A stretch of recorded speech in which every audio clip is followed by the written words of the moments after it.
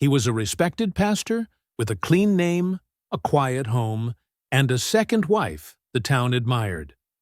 But 10 years into their marriage, his grown son came home for a weekend and didn't live to leave. By the time police arrived, 2 people were dead. What started as a peaceful family reunion spiraled into one of the most disturbing and divisive cases that community had ever seen. Affairs, identity, hidden documents, and a confrontation no one walked away from.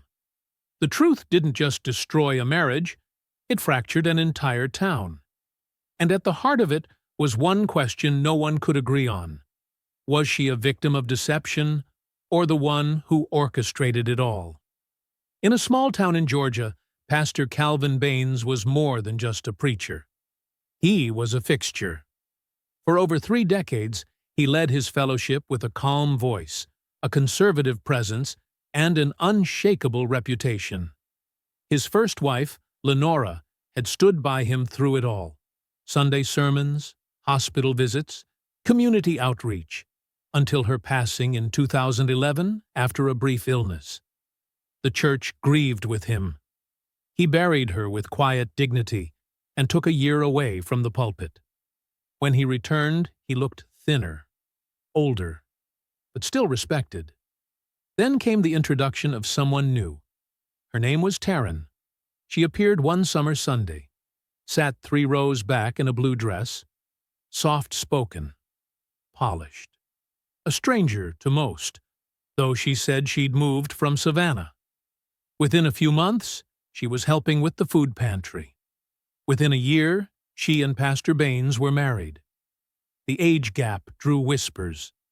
She was at least 20 years younger, maybe more. But she carried herself with reserve, never overstepping, never drawing attention.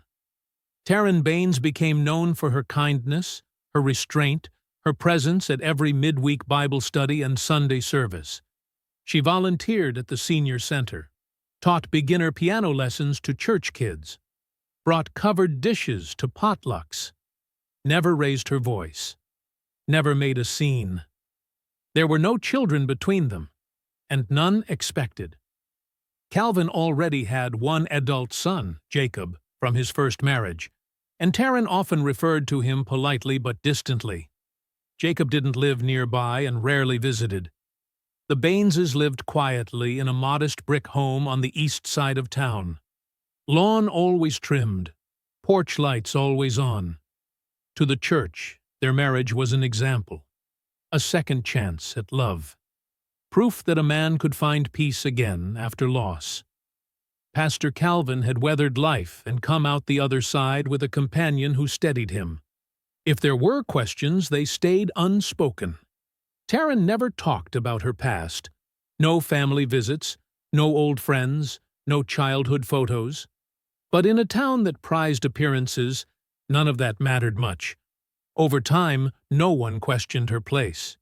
She was the pastor's wife. That was enough. What no one knew then, what no one could have imagined, was how much had been kept quiet. What was locked away. What would surface only after 2 people were dead. And it wouldn't be whispered in pews or hinted at over casseroles. It would come out in police reports, autopsy records, and court documents. The town that once praised the Baineses would become the town that couldn't stop talking about them. Jacob Baines was rarely seen in town. After high school, he left Georgia for trade work in Mississippi, and only returned for major holidays or funerals.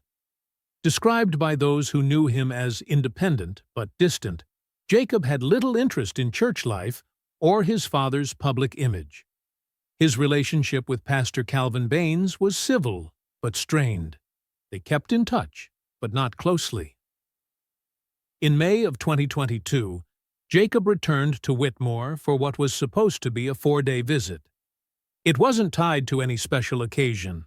According to neighbors, he arrived in a dark-colored pickup with out-of-state plates and kept mostly to himself, though he did attend church that Sunday with his father and stepmother, Taran. No one suspected anything unusual during those first days.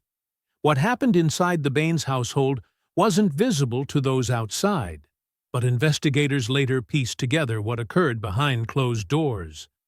At some point during Jacob's brief stay, he and Taran began a sexual relationship. How it started remains unclear, but phone records and later interviews confirmed that their involvement began that week. Security footage from a nearby store showed them entering together late at night. A neighbor reported seeing them talking alone on the back porch while Pastor Baines was away at a late meeting. By the end of the visit, it had already gone beyond a one-time mistake. Jacob returned again 2 weeks later. The official reason was unclear. Calvin told a church member it was for family time. But texts between Jacob and Taran, later obtained by police, revealed pre-arranged plans to meet while Calvin was still at work. The affair between Jacob Baines and his stepmother had not gone unnoticed by his own conscience.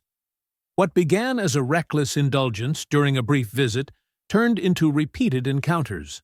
But by the third trip home, Jacob's behavior had shifted. Friends described him as distracted. In one message later retrieved from his phone, he wrote, "Something don't feel right about her." Jacob had once dated a trans woman while working out of state. The relationship had ended quietly, but certain physical cues and guarded behaviors had left an impression on him. During his time with Taran, he began noticing patterns that mirrored that experience. The way she avoided full lighting, her discomfort with prolonged physical contact, the placement of scars. None of it was conclusive, but together it raised a quiet alarm. He didn't immediately confront her. Instead, Jacob reached out to a friend back in Mississippi. The friend confirmed his concerns weren't without merit. They advised caution. That same week, Jacob told his father. It was a short conversation. According to what he later told his friend, Jacob approached Pastor Baines late one evening in the kitchen. He didn't mention the affair. He only said there were signs something might be different about Taran, things that didn't make sense. Calvin Baines dismissed the idea immediately. He told Jacob not to speak about it again. There was no further discussion. But something had shifted. For the first time in 10 years of marriage, Pastor Baines would begin to question what he thought he knew. And for Jacob, the conversation didn't feel like a dead end. It felt like a starting point. 3 days after that talk, Jacob left Whitmore again. But he would return soon after, unexpected, unannounced. And when he did, the home he walked into would no longer feel like the one he grew up in. By then, Pastor Baines had already begun looking for answers on his own.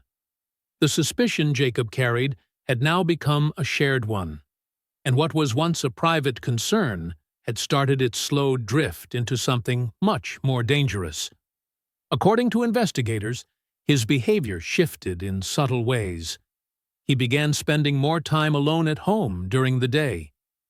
Declined a few meetings he normally wouldn't have missed. No one from the congregation suspected anything was wrong. But inside the house, Calvin had started searching. He began in the office, an upstairs room mostly used by Taran for organizing volunteer work and scheduling lessons. The drawers held nothing unusual. Financial statements, church correspondence, tax documents filed jointly. Nothing out of place. It wasn't until the following afternoon that he opened the hallway cabinet near the back bedroom. Behind a stack of envelopes and archived church material was a compact steel box. The lock was simple. Inside it, a single sealed folder labeled in handwriting that wasn't his. The name written on the tab was Terrence West. What Pastor Baines found inside would later become key evidence in the investigation. The folder held a set of legal and medical documents, a birth certificate issued in Virginia under the name Terrence West, a U.S. passport with a photograph that showed clear signs of facial reconstruction, a court order documenting a legal name change to Taran West in 2009, and a surgical certificate dated from a clinic in Bangkok, confirming gender reassignment completed that same year. There were also prescriptions for hormone therapy, estrogen, and related follow-up procedures, each written under either Terence or Taran, spanning over a decade. The discovery was not reported. There was no confrontation, no immediate response. But from that point forward, the tone of the household shifted. According to the final crime scene timeline, it would be less than a week between the day Calvin Baines found the folder and the day two people would be pronounced dead. The truth was no longer hidden, but it hadn't been spoken out loud. And in a house where silence had once kept the peace, it had now become the most dangerous thing in the room. That Saturday evening, just after 6 p.m., neighbors across the street reported hearing what they described as a sharp exchange inside the Baines home. Though words were not distinct, the tone was elevated, described as tense, fast, and uncharacteristic of the usually quiet household. It was during this time that Jacob Baines returned. He had not announced his visit. His pickup was later seen on a nearby surveillance camera, pulling into the driveway at 6:41 p.m. He entered through the back entrance of the house, as he often did during visits. At 6:47 p.m., a single gunshot was heard. A neighbor immediately called 911. The dispatcher noted the caller mentioned yelling, then a pop, followed by silence. Another caller, 2 houses down, reported hearing a second, louder sound shortly after. When officers arrived at 7:05 p.m., they found Calvin Baines unresponsive in the dining room. He had sustained a single gunshot wound to the chest. Jacob's body was discovered in the hallway near the kitchen, also deceased. Taran Baines was not at the scene. Investigators quickly noted signs of a confrontation. A broken glass was found on the floor. The desk drawer near the dining area, where Calvin had kept his father's revolver, was open. The firearm itself was not found in the house. Emergency responders confirmed both men were pronounced dead at the scene. No notes were found. No witnesses inside the home. Investigators would later confirm that Calvin's death may have been accidental, but Jacob's was intentional. Taran had shot him when he came in and saw his father's lifeless body on the floor. At 8:52 p.m., a patrol unit in the next county over spotted the vehicle parked at a rural gas station. Taran Baines was alone in the car. She did not resist arrest. No weapon was found on her, but officers reported blood on her sleeve and under her fingernails. She gave no statement and requested legal counsel. The arrest was made without incident. She was transported back to Whitmore under custody. By nightfall, news of the double homicide had already begun to circulate across local media. A pastor, his only son, both dead in their own home, and the woman they had called graceful, devout, and loyal, now the sole suspect in a case that would soon become far more complex. The trial of Taran Baines began 6 months after her arrest. It opened in Whitmore's county courthouse, under heightened security and intense public interest. 2 deaths, a hidden past, and a fractured family had left the community divided before the first argument was made. Taran entered a plea of not guilty, citing self-defense.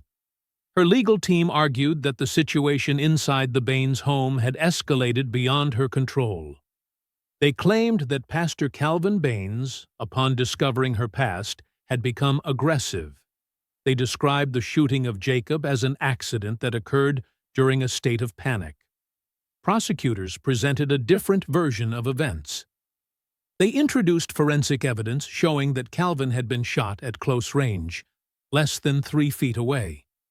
Jacob, however, had been shot from across the room. There were no signs of a struggle near his body. The state argued that his death was not reactive, but deliberate. Among the key exhibits was a prepaid burner phone found hidden behind clothing in the trunk of Taran's car.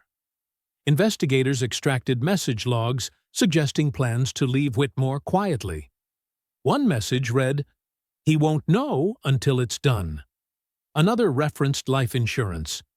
Prosecutors brought forward policy documents that showed Calvin Baines had recently updated his beneficiary information.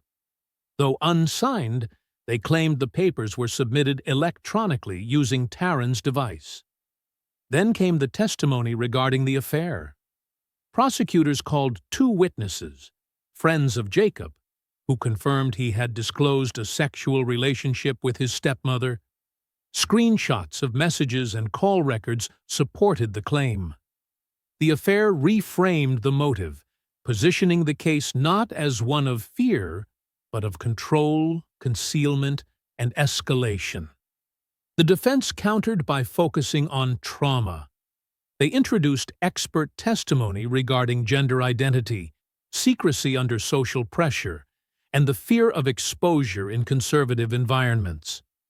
The psychologist testified that Taran had lived in constant fear of violence if her past was discovered, and that the confrontation with Calvin may have been emotionally overwhelming.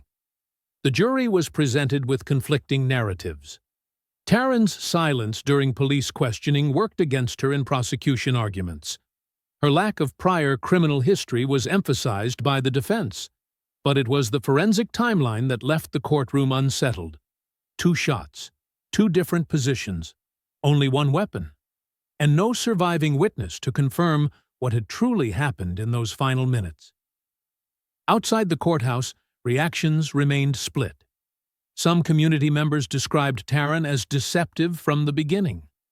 Others called the case a tragedy, built on secrecy and shame. Inside the jury room, the debate would take 3 days. The verdict was read on a Wednesday afternoon. Taran Baines was found guilty of voluntary manslaughter in the deaths of both Calvin and Jacob Baines. The jury declined the state's push for second-degree murder, citing conflicting timelines and the lack of a clear motive for premeditated killing in Jacob's case. She was sentenced to 15 years in prison, with eligibility for parole after 7. Her attorneys filed no appeal.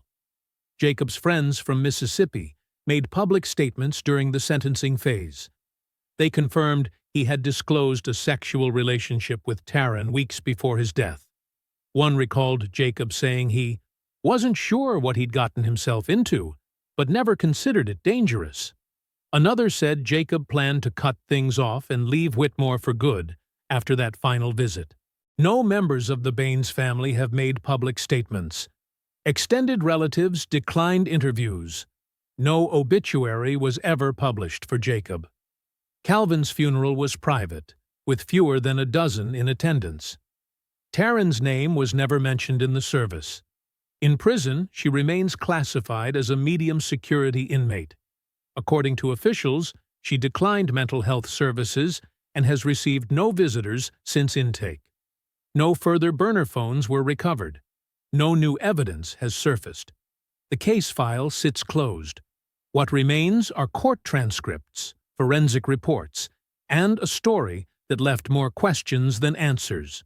A respected pastor, a grown son, a second wife with a hidden past. The events unfolded in less than a week. But the silence that followed has lasted much longer. No one argues what happened. 2 men are gone. 1 woman remains behind bars. And at the center of it all, one secret that changed everything.